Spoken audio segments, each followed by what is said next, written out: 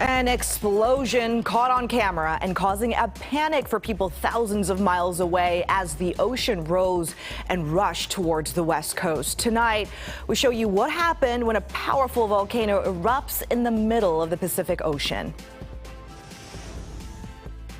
And the tsunami advisories have expired across the state of Washington, which is the good news. But I'll break down those highest wave points we saw earlier this afternoon coming up. Speaking of those advisories, an unwelcome wake-up call. We're going to take you to the beaches of Grays Harbor County, where those tsunami advisories hit a little harder this morning, causing panic to those camping close to the water. So we start there. That tsunami warning has been canceled in the past 90 minutes, but not before a scary early morning wake-up call for many along our coast. Good evening. I'm Hannah Kim. And I'm Matthew Smith. Now, we want you to take a look here. This is the reason behind this morning's tsunami advisory. You're seeing satellite video capturing that dramatic moment that an underwater volcano erupted beneath the Pacific near Tonga. That's 5,000 plus miles away, but the force was so strong. Waves began arriving in Washington's coast this morning. Our team was in the middle of our broadcast this morning as the first waves came in. And our team coverage continues tonight from Grays Harbor County to Snohomish County with our crews on the ground. Chief Meteorologist Lisa Villegas is also breaking down what exactly happened. But first, AJ Janavel is live in Edmonds to show us how some cities responded to this morning's threat. Matthew, Hannah, there was that concern, and because of that, here in Edmonds, they closed the beaches. Now, as you mentioned, that advisory has been canceled, but the beaches remain closed here. So earlier in the day, the effects of the tsunami hit the Edmonds coastline around 10:30 in the morning. When we were here around 4 o'clock, there wasn't much that you could see. There were still some people coming out here asking about the tsunami. The concern for the city, they said, was not the waves, but the strong current, and that's the real reason that they closed this beach. It's a good thing, and people might want to see something a little bit more exciting, but it's a good thing that we did not get hit hard. I got a chance to speak to some people who were coming down here for a walk with their family. It said that there was a volcano had gone off, so there was like a tsunami warning. I was like, oh, that's interesting. But I didn't hear anything about here, and literally like 5 minutes ago. Yeah. I was like, well, that's kind of weird. Should we still get out of the car? Because we saw the red tape when we were parking. Again, that advisory canceled now, but the beaches remain closed. The city has not announced when they will reopen the beach. If you can see here behind me, while the beaches and piers are closed here in Edmonds, the ferries are still running. Hannah, Matthew? All right, good information. Thank you, AJ. So the volcanic eruption was so loud, some people living in Alaska actually heard it. This is a tweet from the National Weather Service in that region. They say the eruption was heard in Alaska around 3:30 this morning. That is 6,000 miles away from the eruption. So the wild wake-up call from many this morning also came with advice to stay away from beaches. Yes, and if people were too close, they were told to go to higher ground. Fox 13's Dan Griffin has the latest from Grays Harbor County. We got here about 9 this morning to see waves starting to come in here at Pacific Beach State Park. People have really been enamored by this since the tsunami advisory came out, just watching as the water makes its way in. This is close to the area of Joe's Creek, where the water from the, obviously from the tsunami waves has been clashing with the creek water, and it's coming quite a far ways in, even close enough here to the state park itself that state park rangers have been keeping people off the beaches. They've been keeping people back for safety. We even talked with a few people who have been sitting here just watching and even put their drone up in the air to get an even better glimpse of what's been happening here.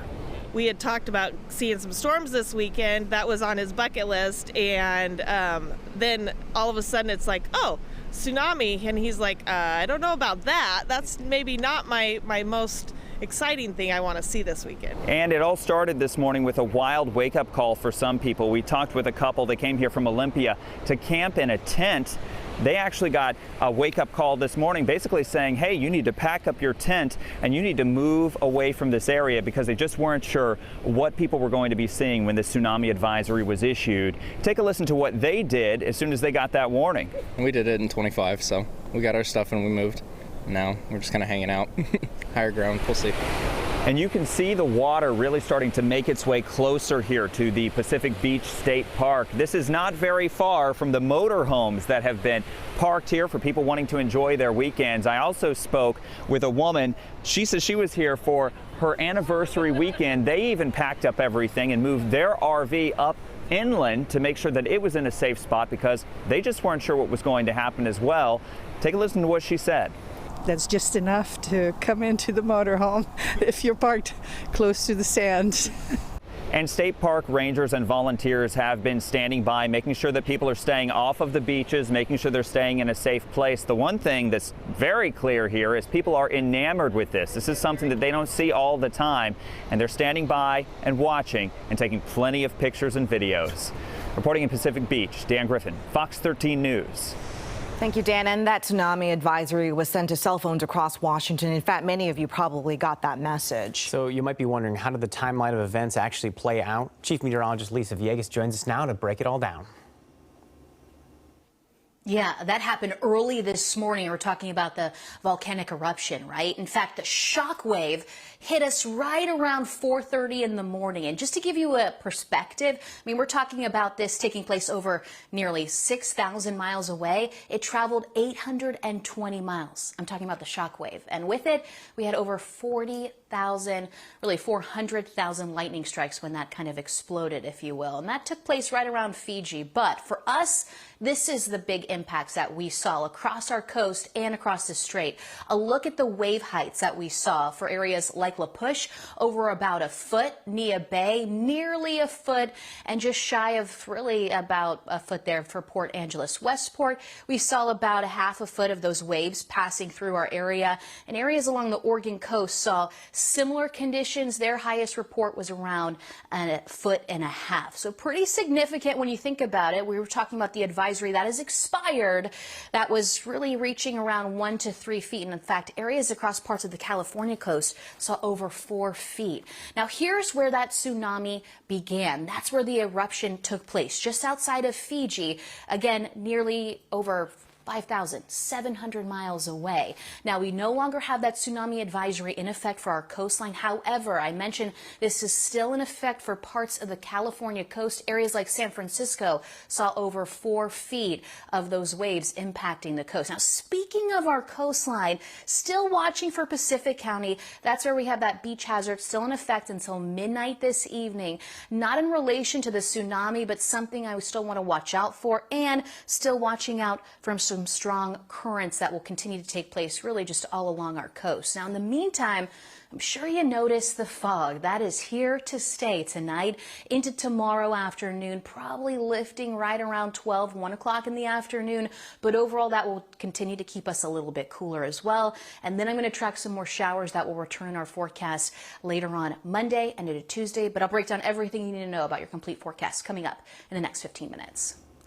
Lisa, thanks. Well, much like a fire or an earthquake, planning ahead is a much for tsunamis. After today's scare, it may have some of us rethinking what we need to do. The Federal Emergency Management Agency has a website to help people prepare. So the website says it is best to get ready now. Have a family emergency plan in place and what to do during a tsunami. This is a look at FEMA's website that shows the steps to take. We have a link to this website online at fox13seattle.com. And for the latest on the tsunami advisory here in Western Washington, you can head over to fox13seattle.com. And if you have any videos or pictures of the event that you want to share with us, you can submit that at our website as well.